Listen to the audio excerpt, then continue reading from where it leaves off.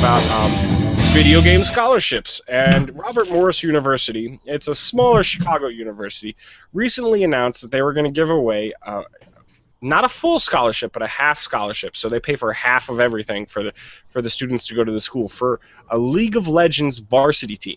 So they're going to pretty much, it's almost like you're getting a sponsor for your video game team, which is kind of interesting because League of Legends World Championship just happened this past weekend in South Korea, which probably is the esports capital of the world. I mean, if you are into esports, there's no better place than Korea, because they make some of those people like superstars. Like we make NFL players, NBA players, different sports players, superstars here. They make that with esports. I don't know. Yeah, it shows up in their news. People watch it as a big event. I think StarCraft is just like one of their biggest. StarCraft is their NFL. I mean, it's pretty much their NFL. But then they also have fighting games. They also have League of Legends is huge. Now, they packed a 40,000-seat stadium, and it was sold out for people to watch the World Championship League of Legends game, which was actually Samsung White beat Starhorn Royal Club. Samsung White is from South Korea, and Starhorn Royal is actually from China. And it was a $1 million prize for those guys. So that's pretty crazy, too. Yeah. And they're also saying that over 35 million people watched worldwide. Now, as a person, that's prize money. That's not including all the sponsorships they're going to get. And as a person who's never played League of Legends myself, I've never played the game. I don't even know if I've ever watched anybody playing it. I know it is a MOAB, a massive online battle arena game.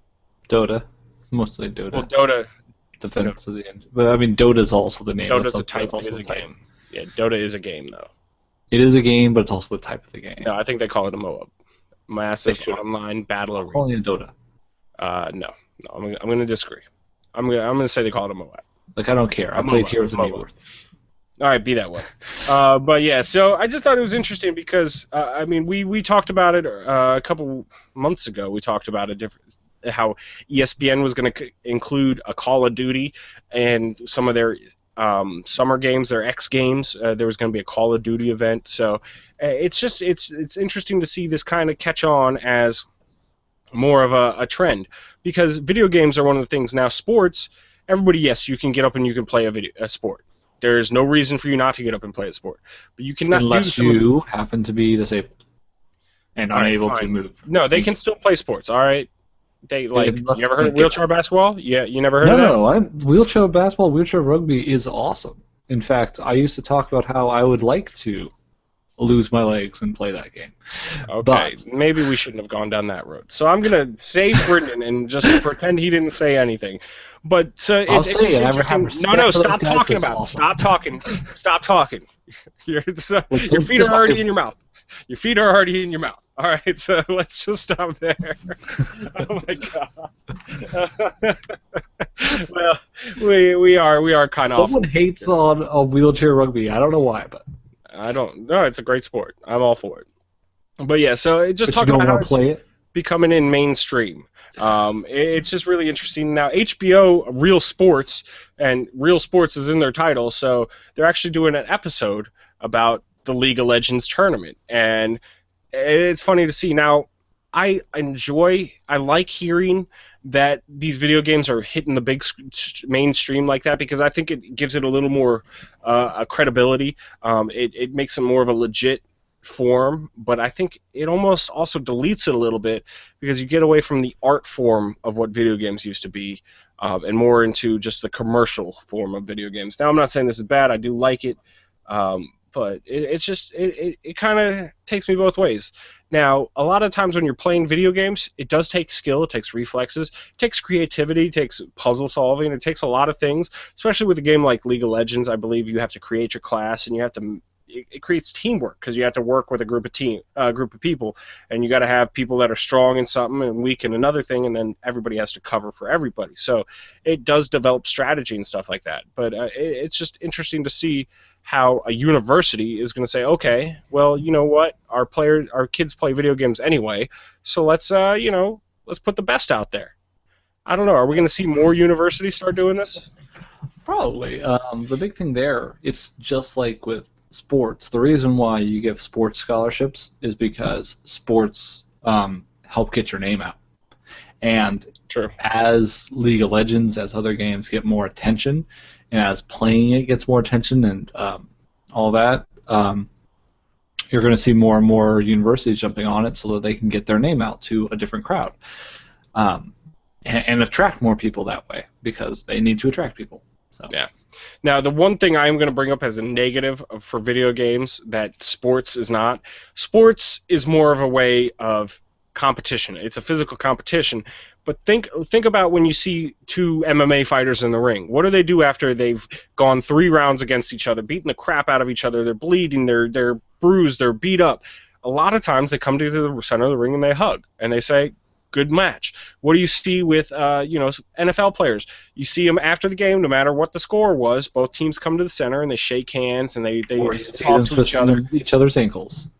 Or, well, okay, that's different. That's in the middle of the game. But I'm saying it happens. No, that was in the middle of the game. Okay, stop it. Stop ruining my point here. And I see sports is one of my favorite things about sports is it kind of breaks down the barriers. It doesn't matter what color, race. I guess it does matter what gender you are for some of these sports teams, but you put all these people together and you throw them out there and they kind of forge a bond with sports. Unfortunately, with online games, especially like the Call of Duties, because you're not seeing people face to face, you have the trolls out there, and that's just one thing. Like you play Call of Duty, if it's a girl on the microphone, every single guy wants to just either make fun of her or try to hit on her, which it just doesn't make any sense. So that's going to have to be an aspect that's addressed before this can really take off into the mainstream. Yeah, but you might be talking about the difference, though, between professionals and big, star college players versus the guy playing pickup basketball at the park. Whenever I played pickup basketball, if you knock somebody down, they say foul. You could get heated from time to time, but 90% of the time you pick that guy up and say, my bad, man. You don't see that with video games. Yeah, you sometimes do. I have, but it's not as much.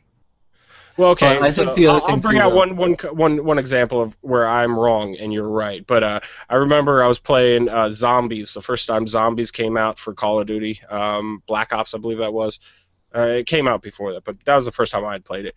And I remember I was playing a level, and this guy was like, "Hey, man," I was like, "Hey, I'm sorry, man, I'm new. I don't really know." He's like, "Hey, that's cool, man. Watch me I'll show you all the secrets and everything." And he did. He took me around, and every time I died, he ran over and revived me and everything. And I was like, "Oh, cool. Thank you for encouraging me to get better and bringing me in." And I just don't think you see that enough with esports. Yeah, you might not see it enough, but you might see some more of that sportsmanship coming out in the level where everyone's in a room because it's competitive, like really high competitive play. Those guys see each other more often. Yeah, that is true. And they do see each other face to face. There's probably more to be worked on there. Like sports is where it is now with that kind of sportsmanship because people took charge and worked on that. Yeah. Like the NFL, the NBA, they always talk about sportsmanship. They penalize bad sportsmanship. They applaud good sportsmanship and everything like that. So, but esports hasn't been around long enough to really mature to that state. But I could see it coming anyway. Well, so pretty much to surmise my points, because I know I've been all over the map with this, I think it is a good thing that esports is becoming bigger. I think it helps video games. It helps, just different things. It's a new avenue for the new age of kids that we have. I'm one of them. I grew up playing video games. It opens it up and doesn't say, hey, you're a nerd or geek for playing this. It says, what, you're doing something.